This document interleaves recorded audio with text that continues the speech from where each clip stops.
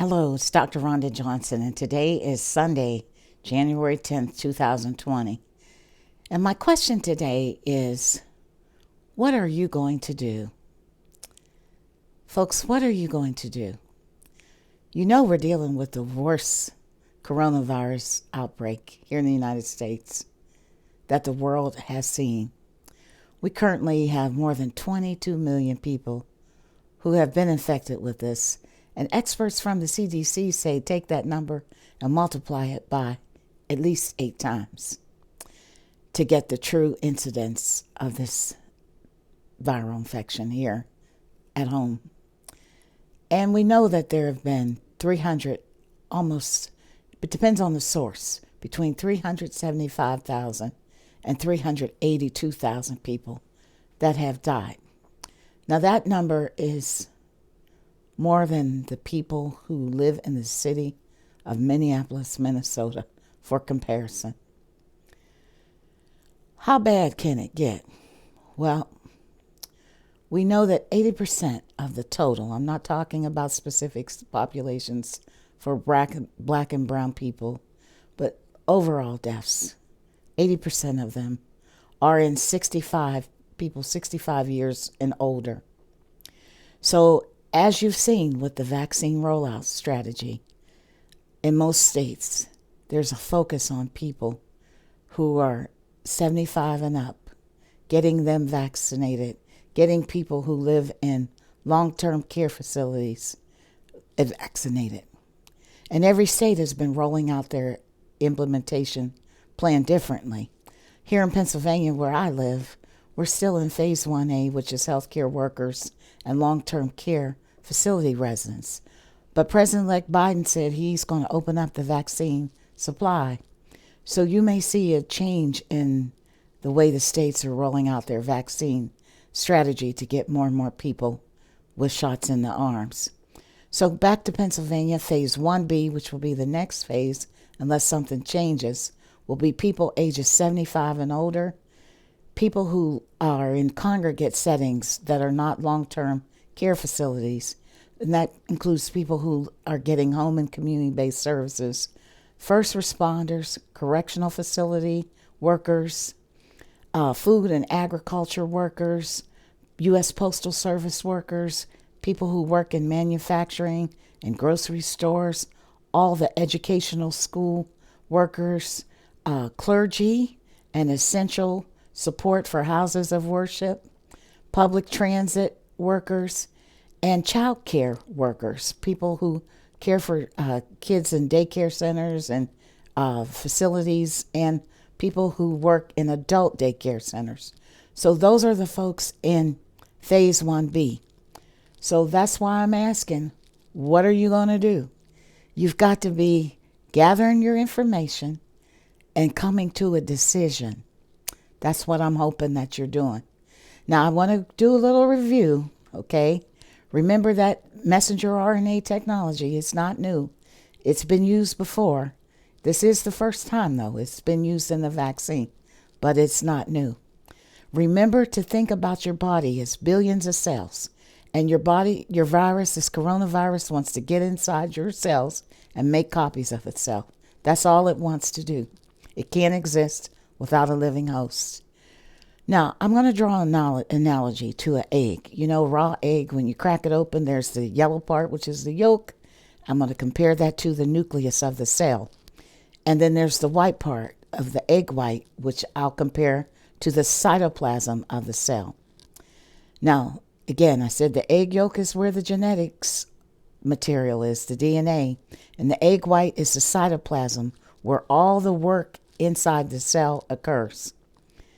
These messenger RNA, the Pfizer and the Moderna vaccine, they never get into what I'll call the egg yolk, the genetic site. They work in the egg white, the cytoplasm. That's where the COVID-19 virus works and does its damage.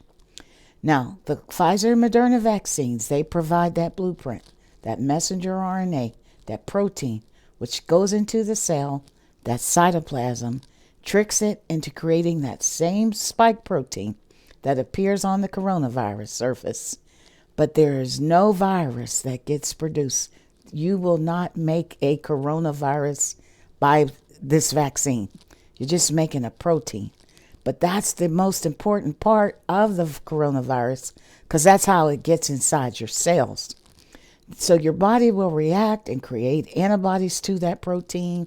So if the real virus ever invades, your body is supposed to attack these infected cells, which show the spike protein. That's how this vaccine works. It's all science. It's all applied application. This vaccine was years in the making. It didn't just come about. They applied knowledge. I mean, that's what happens in everything now. It's applied knowledge, using what you know to make solutions for a problem. Now, again, 6 million people so far here in the United States have gotten this vaccine. They're not showing everybody who gets shots in the arm anymore. 6 million people so far. Thankfully, knock on wood, do whatever you do.